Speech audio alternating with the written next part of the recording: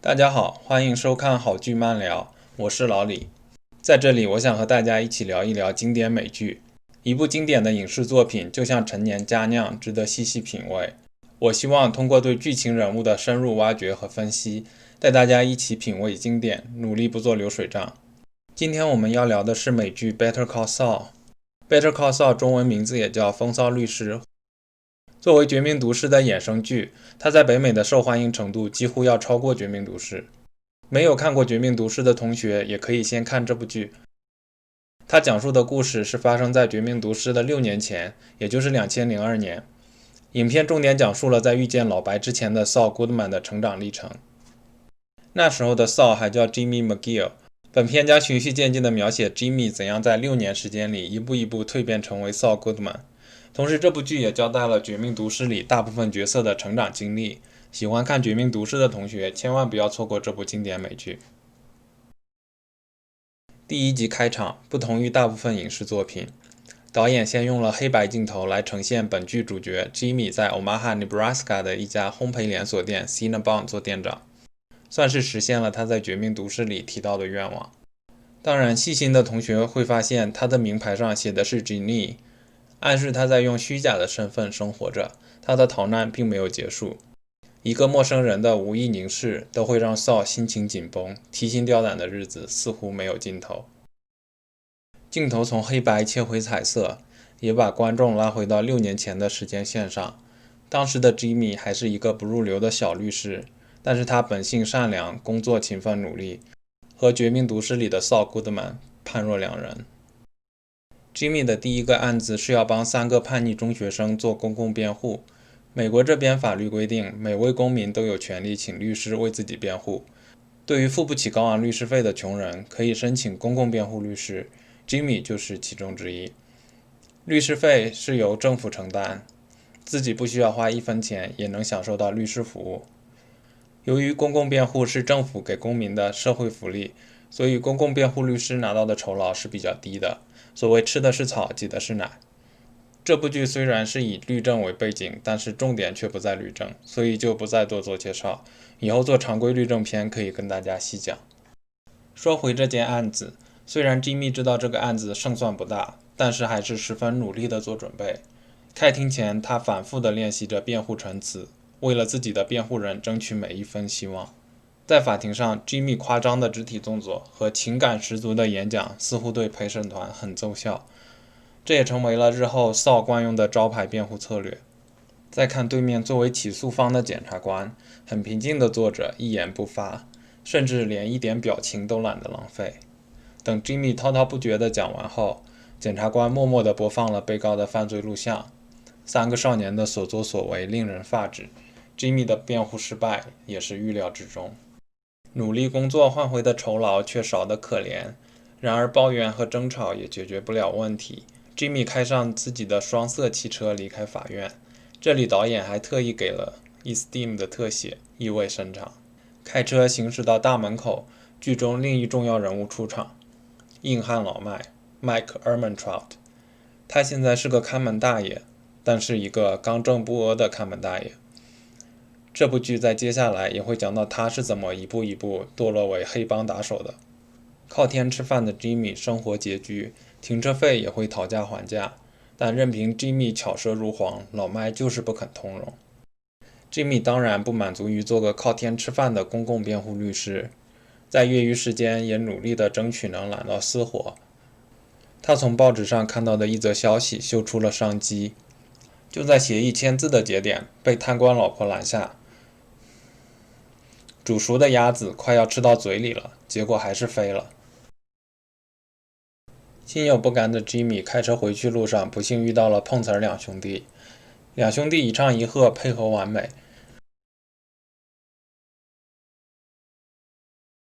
不过想在老司机 Jimmy 头上敲竹杠子，那真是关公面前耍大刀了。两兄弟虽是小角色，但他们为后面主线剧情进展的推进起了关键的作用。接下来随着 HHM 律所的出现，本剧最重要人物出场，那就是我们的女主 Kim， 当然还有非常重要的角色 Howard Hamlin， 律所的 naming partner 之一。这时候的 Kim 和我们男主还只是好朋友，是地下好朋友的那种，后面会讲到原因。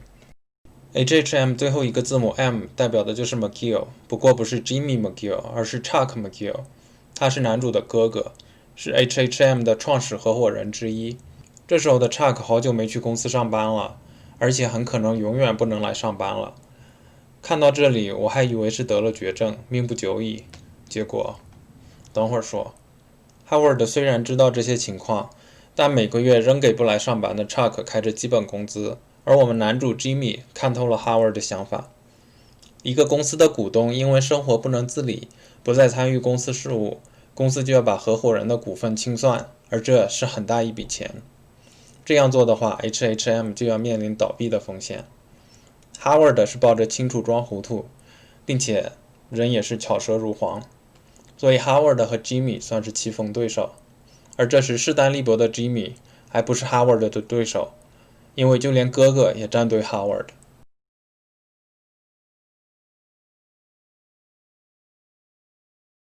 说回 Chuck， 他好久没去公司上班，并不是得了绝症，至少在外人看不是。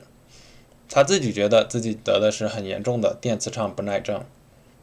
Chuck 把自己关在家里，哪里都不去，是因为外面都是电磁辐射，家里也不再使用任何电器。想要拜访 Chuck 的人都要把身上随身的电子产品放在外面，进屋子之前还要把自己身上带的静电也要放掉。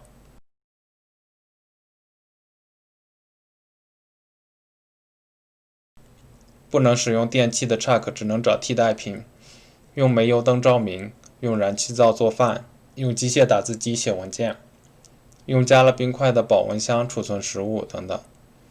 作为弟弟的 Jimmy 自己讨生活已经不易，但他仍然坚持照顾哥哥的起居，甚至哥哥的心理感受。这样善良的一面在 Saul 身上是很难看到的。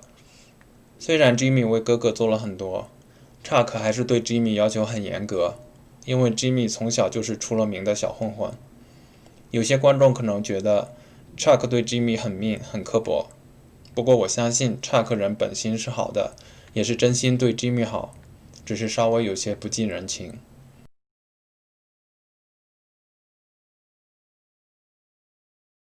在后面的剧情发展中，导演会交代 Jimmy 和 Chuck 的兄弟关系，我们也会看到 Jimmy 一直在努力的想要得到哥哥对自己的认同，这对他很重要，直到他最终彻底放弃了这最后一根稻草，转身成为 Saul Goodman。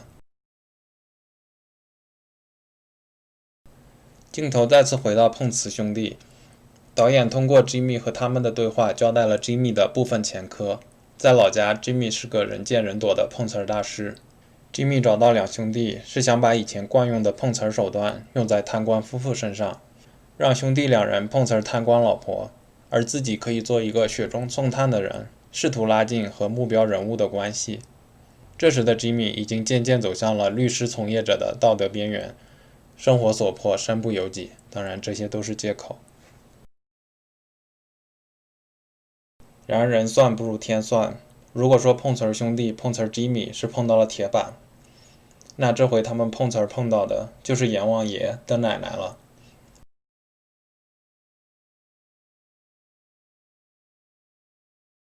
没有错，两个愣头青碰瓷了大魔王 Tuco Salamanca 的 Abuelita。